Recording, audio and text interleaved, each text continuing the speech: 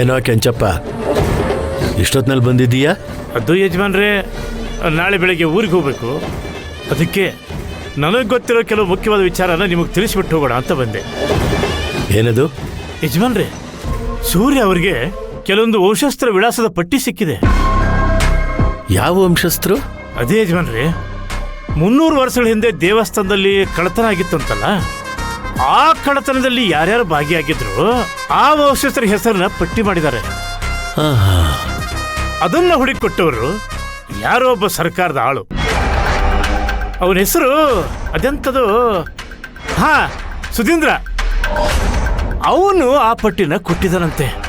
ಅಂದ್ರೆ ಆ ಪಟ್ಟಿನಲ್ಲಿರೋರು ಒಬ್ಬೊಬ್ಬರನ್ನಾಗ ಹುಡ್ಕೊಂಡು ಹೋದ್ರೆ ಆ ಸೂರ್ಯಮಣಿ ಎಲ್ಲಿದೆ, ಏನಾಗಿದೆ ಅನ್ನೋದು ಗೊತ್ತಾಗ್ಬಿಡುತ್ತಾ?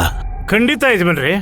ಅವರು ಒಂದೊಂದೇ ಮೆಟ್ಲನ್ನು ಹತ್ತಾ ಇದ್ದಾರೆ, ನೀವು ಒಂದೊಂದೇ ಮೆಟ್ಲಲ್ಲಿ ನಿಲ್ತಾ ಇದ್ದೀರಾ. ನೀವೀಗ ಅಸಡ್ಡೆ ಮಾಡಿ ಕೂತಿದ್ರೆ ಆ ಸೂರ್ಯಮಣಿ ನಿಮ್ಮ ಕೈ ತಪ್ಪಿ ಹೋಗುತ್ತೆ ಯಜಮಾನ್ರಿ. ಅದನ್ನ ನಾನು ಅಷ್ಟು ಸುಲಭವಾಗಿ ಬಿಟ್ಕೊಡೋದಿಲ್ಲ ಅಲ್ವೋ ಕೆಂಚ? ಈ ಕೆಲಸಗಳೆಲ್ಲ ಇಷ್ಟು ಸುಲಭವಾಗಿ ಹೇಗೋ ನಡೀತಾ ಇದೆ.